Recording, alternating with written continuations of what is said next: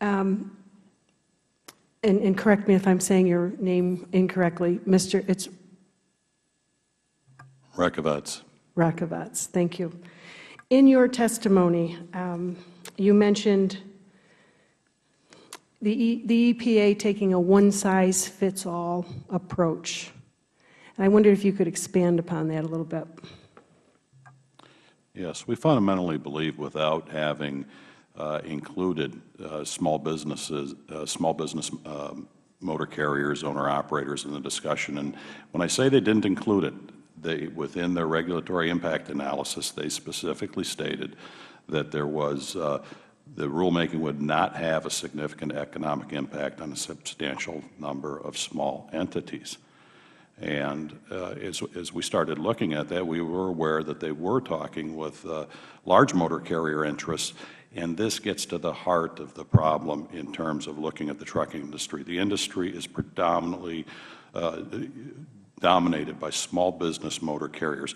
Nearly 96% of motor carriers registered motor carriers in this country have 20 or fewer trucks that they operate. And yet when you go and talk to the largest of the large who have very homogeneous, streamlined operational models, they run one truck, one type of trailer, it fails to take into account the multiple dual-purpose uses that small businesses actually engage in. We have many members that operate a couple of trailers. They may one day pull a dry van trailer, for instance, where aerodynamic technologies would be appropriate and work. We don't deny that these technologies will work where appropriate, but the next day they're pulling a flatbed or a drop deck, and in that, now that technology is working against them. Thank you.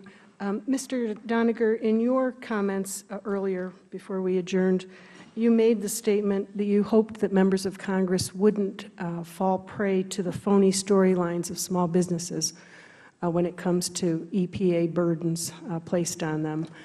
Could you expand on what were you referring to? If I may, I was referring to a phony storyline about small businesses that is generally told by others, by lobbyists for larger entities. And the common storyline is that EPA's regulations affect apartment houses, hot dog stands, donut shops, small entities, and they don't.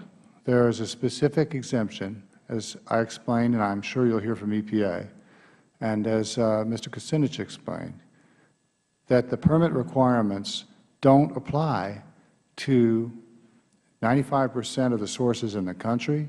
They don't apply to the kinds of sources that emit less than 75,000 tons a year of carbon pollution.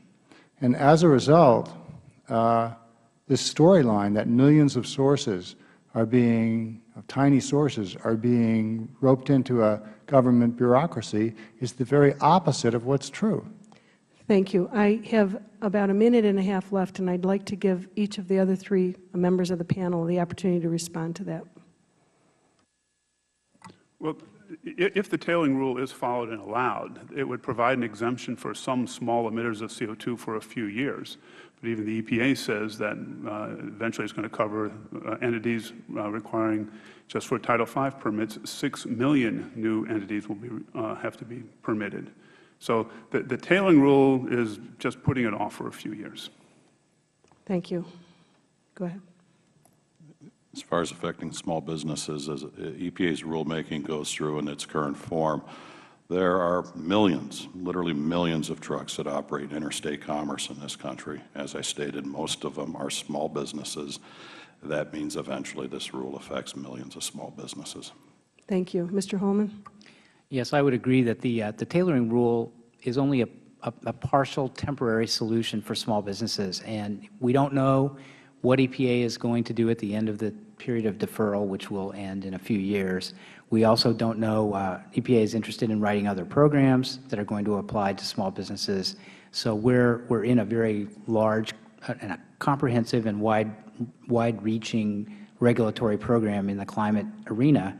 And certainly from the standpoint of looking at what the impacts are of that program, EPA has done not a particularly good job.